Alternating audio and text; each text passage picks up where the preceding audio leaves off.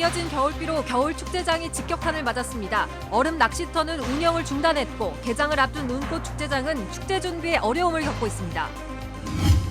검찰이 영월경찰서 소속 경찰관 2명에 대해 구속영장을 청구했습니다. 지역 유력 인사가 사용하던 휴대폰 정보를 몰래 들여다본 혐의를 받고 있는데 이 사건과 관련해 벌써 4명의 경찰이 조사를 받게 되면서 수사 범위가 확대되고 있습니다. 국고를 지원받아 운영되는 도내 민간 요양원에서 갑질 논란이 잇따르고 있습니다. 정부와 지자체의 관리 감독이 허술한 틈을 타 종사자들은 각종 희생을 강요당하고 있습니다. 원주 무실과 만종을 연결하는 서부순환도로가 오는 10월 개통됩니다. 기업도시 조성 이후 교통체증이 더욱 심해진 42번 국도의 교통량 분산이 기대됩니다.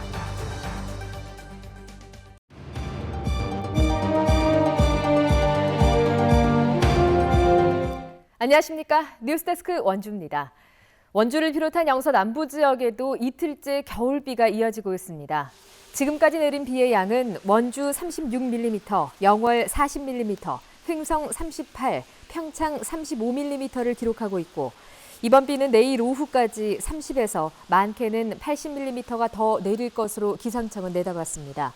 또 밤사이 대관령을 비롯한 산간 지역에는 비가 눈으로 바뀌는 곳도 있어 폭설에 따른 시설물 관리에 각별한 주의가 필요합니다.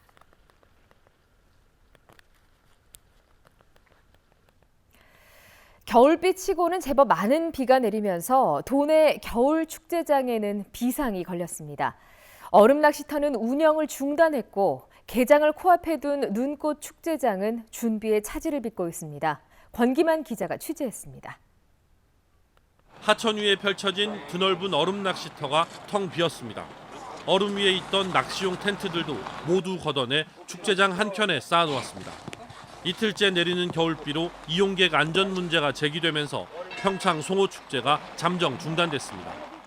보시는 것처럼 얼음 두께에는 큰 변화가 없지만 비교적 포근한 날씨에 많은 비가 내리면서 얼음의 강도가 약해졌을 가능성이 높기 때문입니다. 내일 밤부터는 다시 날씨가 추워지기 때문에 한 이틀 정도 더 그 얼음이 좀 단단해지면 주말 11일 날쯤 재개장을 목표로. 개막을 사흘 앞둔 대관령 눈꽃축제도 비상이 걸렸습니다. 어렵사리 만든 눈과 얼음 조각들이 비에 녹을까 봐 급하게 비닐과 천막으로 덮었고 불어난 하천물로 축제장이 잠기는 것을 막기 위해 물길도 새로 뚫었습니다. 내일까지는 이제 눈 소식이 있어가지고 저희가 지금 그걸 기대를 하고 있고요. 그런 상황에서 저희 대관령 눈꽃축제가 이상 없이 개막할 수 있게끔 그렇게 만반의 준비를 하고 있습니다.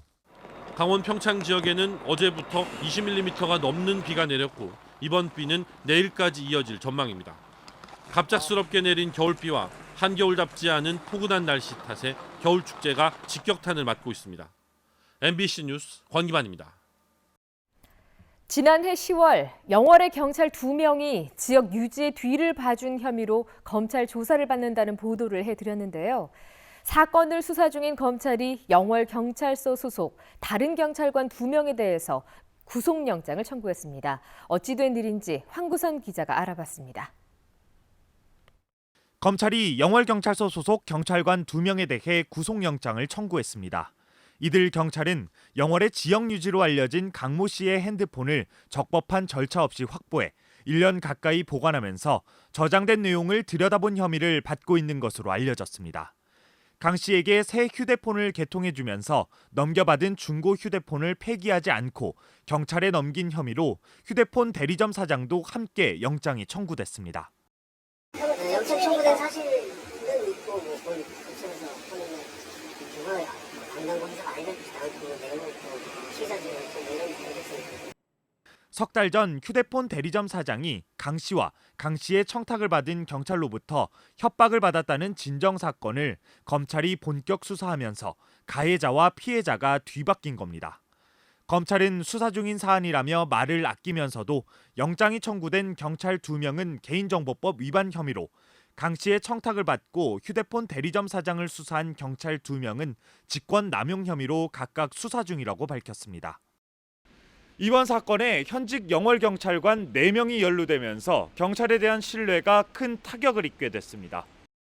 영장이 청구된 경찰관 2명은 수사상 필요 때문에 강 씨의 휴대폰을 들여다본 것뿐이라며 혐의를 부인하고 있고 휴대폰 대리점 사장도 억울하다는 입장입니다. 많습니다, 지금. 변호사한테 얘기해 보시겠어요? 경찰은 이번 사건이 검경 수사권 조정에 악영향을 끼치진 않을까 우려하는 분위기가 역력합니다. 수사권 조정 등 민감한 시기에 이러한 문제가 발생된다면 경찰의 신뢰성에도 문제가 될 것으로 보입니다. 개인정보보호법 위반 혐의로 구속영장이 청구된 경찰관 2명에 대한 영장실질심사는 내일 열립니다. MBC 뉴스 황구선입니다. 민간 요양시설은 복지시설로서 국가로부터 운영비의 일부를 지원받고 있습니다. 하지만 동시에 사유재산이다 보니 일부 요양시설에서는 복지 서비스의 원칙보다는 시설장 방침에 따라서 불합리한 일들이 벌어지고 있습니다. 보도에 박은지 기자입니다. 노인 장기 요양보험은 2008년 국가가 고령화 시대 노인 돌봄을 책임지겠다며 출범했습니다. 2020년 현재 전국에 2만 3천여 곳의 노인복지시설이 있는데 97%가 민간 소유입니다. 문제는 국고로 운영비 대부분을 지원하면서도 관리 감독이 제대로 이루어지지 않아 종사자들에 대한 낮은 처우나 갑질 문제가 반복된다는 겁니다. 요양보호사들이 열악한 근무 환경 개선 등을 요구하며 파업에 들어간 월정사 요양원은 종교 관련 행사나 봉사활동에 강제 동원되고 비품 사용을 제한하거나 퇴근 후 업무 지시, 벌점 부과 등 괴롭힘이 이루어졌다는 증언입니다. 물티슈 뭐 이런 거, 뭐 기저귀 이런 것도 많이 쓰면 다 올려요. 리스트를 올려가지고 닌 근무 기저귀 많이 썼네 이런 식으로 해가지고 다 그걸 점수를 매깁니다. 그래가지고 불이익을 주고. 시설장 지시로 간호사가 아닌 요양보호사가 인슐린 주사를 놓거나 위생원 등에게 요양보호사 일을 시키는 경우도 있습니다. 시설장과 친분이 있는 고3 학생이 실제 봉사활동을 꾸준히 하지 않았어도 마치 한 것처럼 한꺼번에 일지를 만들게 했다는 증언도 나왔습니다. 네 자격증도 박탈될 수도 있으니까 다 올린 대로 그냥 증거를 맞춰서 봉사센터에 넘기라고 하시더라고요. 계속. 안 왔으니까 쓴 게 없었거든요. 사정이 이런데도 퇴사를 각오한 내부 고발자의 공익 제보가 없으면 실태를 알기 어렵고 시군구 감사는 인력 부족 등의 이유로 형식적인 경우가 많습니다. 보건복지부와 국민건강보험공단의 현지 조사도 회계나 노사 문제는 빠져 있습니다. 국가가 대신 효도하겠다는 야심찬 노인장기 요양보험제도의 취지와 달리 민간시설이 서비스 대부분을 담당하는 실정에서 종사자들의 희생이 강요되고 복지는 퇴색하고 있습니다. MBC 뉴스 박은지입니다.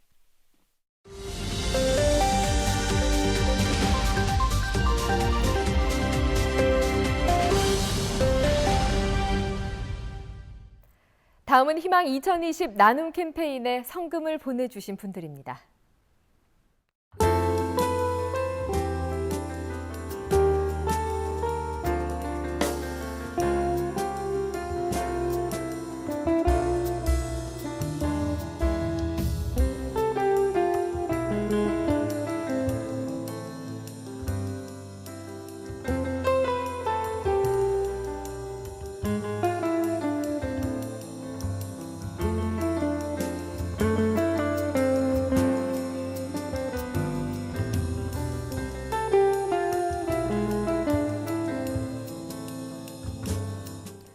성금을 보내주신 분들께 감사드립니다. 원주 시내와 기업 도시를 연결하는 서부순환도로가 오는 10월에 개통될 전망입니다. 원주시는 지난 2016년에 착공한 무실동에서 호저면 만종리 구간 3.22km를 연결하는 서부순환도로 공사를 올해 10월까지 마무리한다고 밝혔습니다. 서부순환도로는 사업비 580억 원을 들여 무실 만종 구간은 6차로로 기업도시 진입로는 4차로로 개설되며 국도 42호선의 교통량 분산 효과가 기대됩니다. 하지만 만종 사거리 혼잡 우려로 검토된 입체 교차로 설치는 공사에 반영되지 않았습니다. 강원도가 평창올림픽 기념재단의 보조금 사업을 지원하는 것을 핵심으로 하는 2018 평창기념재단 지원에 관한 조례 제정을 추진합니다. 이 조례가 제정되면 올림픽 유산 사업을 포함한 기념재단의 보조금 사업에 도비 30%, 시군비 70%를 지원할 근거가 마련됩니다.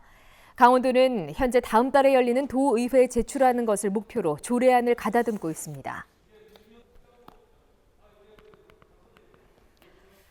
오늘 오전 1시 30분쯤 횡성군 우천면의 자동차 시트 제조 공장에서 불이 나 40분 만에 꺼졌습니다.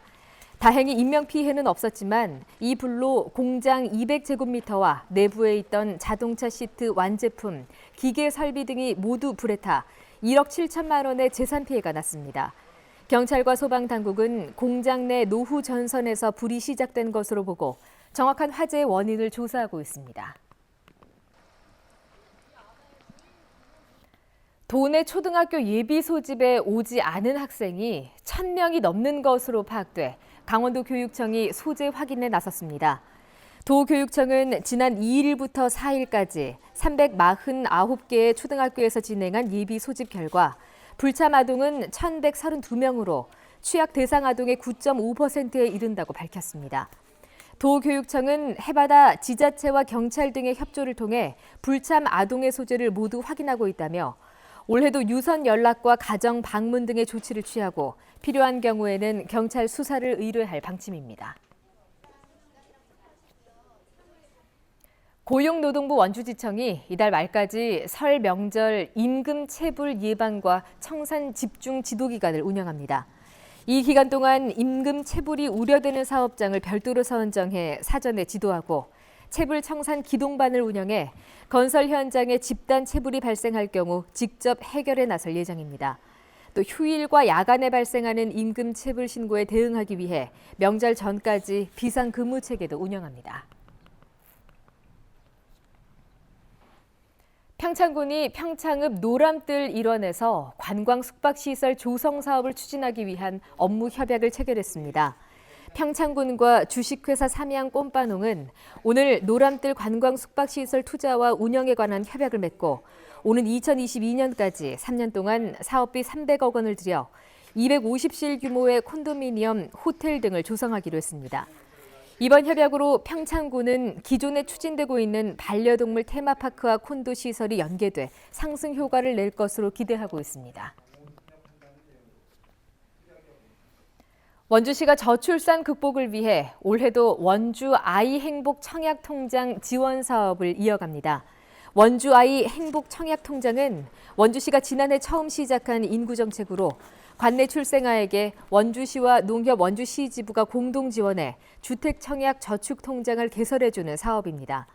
원주의 주민등록을 두고 현재 거주하는 출생아의 법정 대리인이 신청할 수 있으며 지난해 통장을 개설하지 못한 세대도 올해까지 신청이 가능합니다. 영월군이 축산, 수산 경쟁력을 높이는 사업에 올해 모두 49억 원을 투입합니다. 축산물 생산 품질을 향상시키기 위해 장려금과 축사 신축 비용, 사료비 등의 16억 원, 조사료의 자급률을 높일 수 있도록 사료 제조 시설과 종자, 생산 장비 등의 13억 원을 지원합니다. 뉴스데스크 원주를 마칩니다. 고맙습니다.